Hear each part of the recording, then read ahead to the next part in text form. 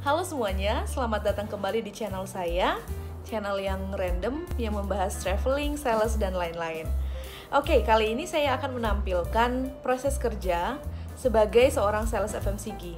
Apa yang harus dilakukan ketika sales FMCG tersebut sedang menjalankan tugasnya di lapangan.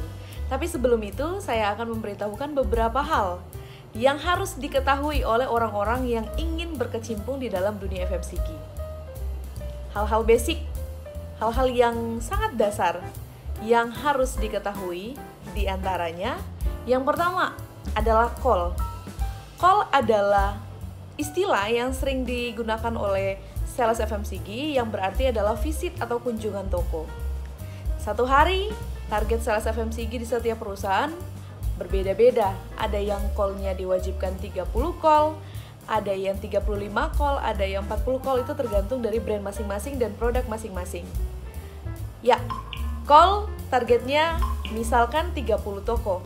Wajib call 100%, artinya dalam satu hari harus mengunjungi 30 toko tersebut. Rutenya sudah dibagi oleh supervisor masing-masing. Jadi setiap hari pasti sudah ada rute yang pakem yang harus kalian kunjungi. Biasanya dikunjungi dalam 2 minggu sekali. Tapi ada juga loh distributor yang mengunjungi dalam 1 minggu sekali. Yang kedua adalah AO atau Active Outlet. Biasanya orang-orang menyebutkan dengan OA, outlet aktif, ya itu sama saja. Jadi Active Outlet adalah toko-toko yang melakukan transaksi pada periode tertentu. Misalkan kita hitung secara monthly atau per bulan. Dalam bulan Oktober ada 350 toko yang menjadi AO. Jadi ada 350 toko yang melakukan transaksi di bulan Oktober.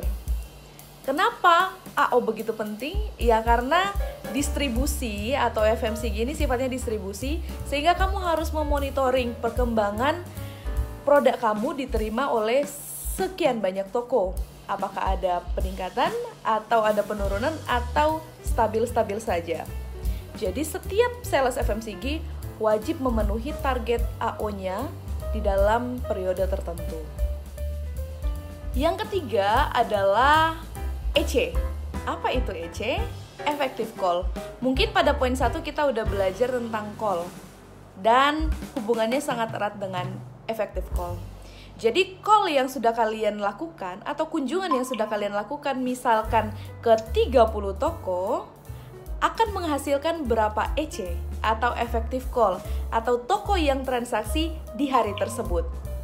Biasanya sales FMCG memiliki target minimal 80% effective call dari call yang mereka lakukan.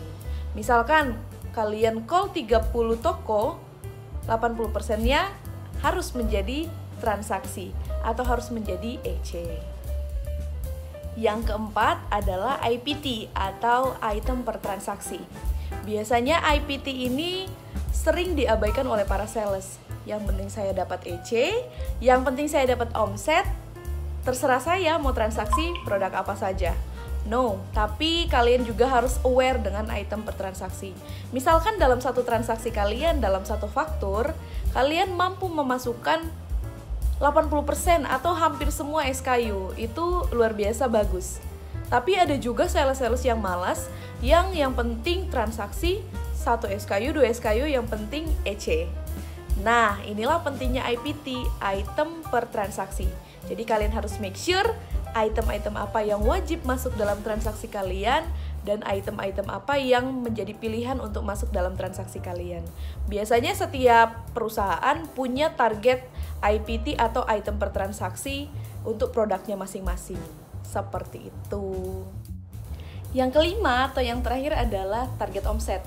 Biasanya seorang sales FMCG sudah paham dan sudah tahu target omsetnya masing-masing. Ada target omset global, target omset per produk, ataupun target omset item-item khusus. Biasanya juga target omset tersebut dibagi, ada yang target omset bulanan, target omset mingguan, dan target omset harian. Seperti itu. Jadi kurang lebih ada 5 poin yang wajib diketahui untuk sales pemula dalam bidang FMCG. Berikut saya akan tampilkan simulasi yang akan kalian lihat bagaimana proses kerja seorang sales FMCG saat di lapangan. Jadi setiap hari semua sales sudah memiliki rute kunjung toko yang pakem, yang biasanya disetting oleh supervisor 2 minggu per sekali kunjung. Kunjungan toko tersebut wajib call 100% dengan estimasi minimal 80% transaksi atau effective call. Tahap pertama adalah call atau kunjungan toko. Setiap sales wajib mengunjungi semua toko pada rute kunjungnya. Karena ini sales TO, jadi pertama-tama memberikan faktur tagihan kepada toko. Sengaja saya masukkan di frame, jadi ini adalah kehidupan sales FMCG saat menunggu antrian di toko, baik antri dengan sales lain maupun dengan pelanggan, saat menunggu untuk setoran tagihan di toko tersebut. Seru banget ya. Step selanjutnya adalah biasanya sales FMCG akan ke tempat pajangan produknya untuk mengecek ketersediaan produk per SKU. Selain itu, mereka juga akan memperbaiki pajangan agar availability, visibility, dan accessibility itu bisa dijalankan di toko tersebut. Oh, Aslinya dia tuh oke, kayak apa, mie kremes gitu? iya mie kremes. Enak, mie ada yang. Nah. Coba dulu kok. Toko itu.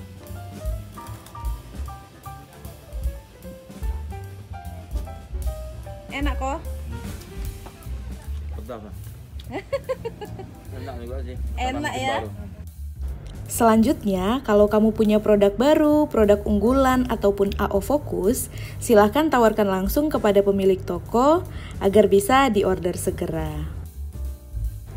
Ini adalah tahapan klimaks, bagaimana skill kamu sebagai seorang sales FMCG agar memenangkan hati toko. Tawarkan semua produk kamu, semua SKU yang kamu punya, sehingga SKU kamu bisa masuk ke dalam toko tersebut. Biasanya toko-toko itu punya beberapa pilihan ya. Ada yang order langsung pada owner toko, ada juga yang order langsung pada purchasing atau orang yang bertanggung jawab di toko tersebut seperti toko. Siapa ini? Dan jangan lupa untuk tawarkan program-program yang kamu punya. Just in case ada toko yang ingin retur, kalian wajib bantu mereka untuk proses retur sebagai after sales kalian. Hal ini mampu meningkatkan kepercayaan toko terhadap kalian sebagai sales maupun terhadap brand kalian. Sekian video penjelasan dan simulasi yang sudah saya buat. Semoga bermanfaat untuk teman-teman semua. Semoga menjadi sebuah pembelajaran buat teman-teman yang akan join di dalam dunia FMCG.